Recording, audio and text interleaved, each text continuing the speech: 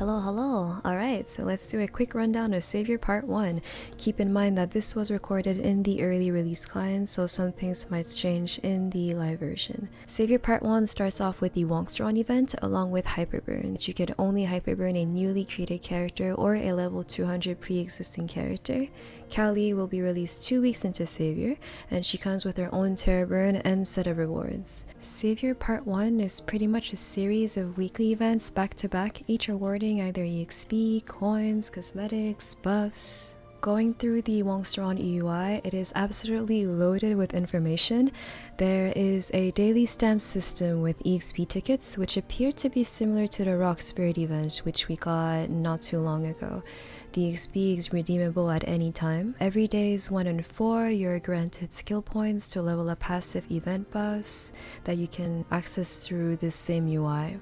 As usual, there are 2 coin systems. There are daily coins, which are earned by completing various arcane or grandest dailies or just finding runes, elites, etc. Note that the arcane PQs no longer reward coins. We'll get more into that later. Weekly coins are a different currency used in its own shop, earned by defeating weekly bosses, and there are also monthly coins, which are an additional way of earning daily coins, and those should reset at some point during Savior Part 1. There is a 40k Maple Point Battle Pass, which essentially doubles your end of the week rewards, as well as 3k Maple Point catch-up coupons you can buy if you ever miss out on some days. Here are the shops for Reboot. The coin shops are similar to Ignition, and the missile shop still offers the 4-bill Fairy Hearts. Alright, time to tackle some notable changes or quality of life improvements. Ursus now requires you to defeat 300 mobs for entry. There were some pretty significant Star Forces improvement done from 10 to 15.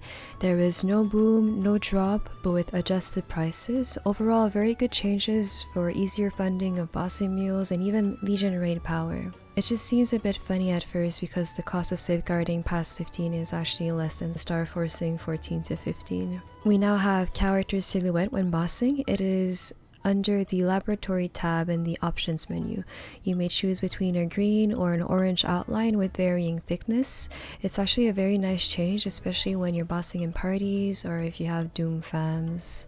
There was a slight revamp of the stats window, which now shows attack speed, attack. There were absolutely no changes made to attack speed calculations. It just shows in the stats window now. The world map changed a bit, and Limina got a few new maps. Note that some old ones were renamed in the process. A lot of the newer maps are much flatter than the current popular Limina maps. Major changes were done to the arcane PQs. You now need to run them at most 3 times a week, and they yield 15 symbols upon completion as well as EXP. The symbols are stackable, they do not expire, and they go into the use tab. Erda Spectrum only features Arma as the second part. Hungry Muto only has 1 difficulty. Dream Defender has been replaced by Midnight Chaser, a game where you need to find 9 given objects hidden in different rooms in a specific order. Spirit Savior is a lot easier now. If the toxic spirit bumps into you, you just have to pick the spirits up again. There is no HP bar and you automatically get kicked out at 10k points. Overall, dailies are much more convenient and they should not take as long to finish.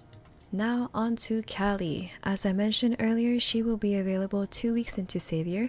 She is a Flora Thief class. She provides a luck as her Legion block, and her link skill is kind of like the Explorer Warriors.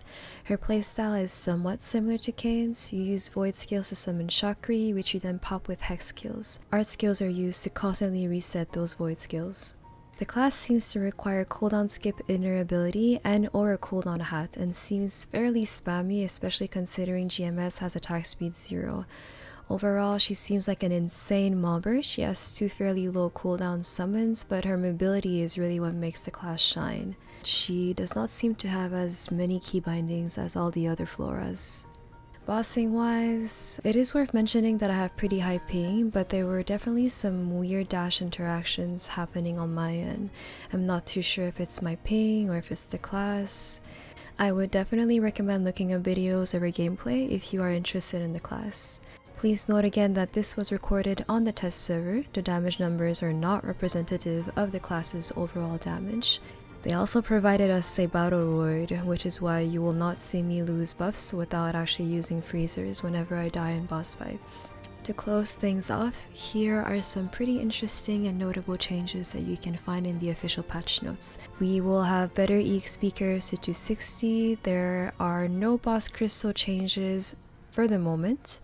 Shining has been confirmed to be on the weekend of July 9th. Kinesis and Zero have new 5th job skills. There has been a consolidation of Hayato's boost nodes so that they are way easier to find. For regular servers, there will be a lot of monster life quality of life improvements. The official patch notes are in the description below. Please go through them if you have any more questions about this event or about all the class changes. I hope you are looking forward to this event as much as I am. Until next time!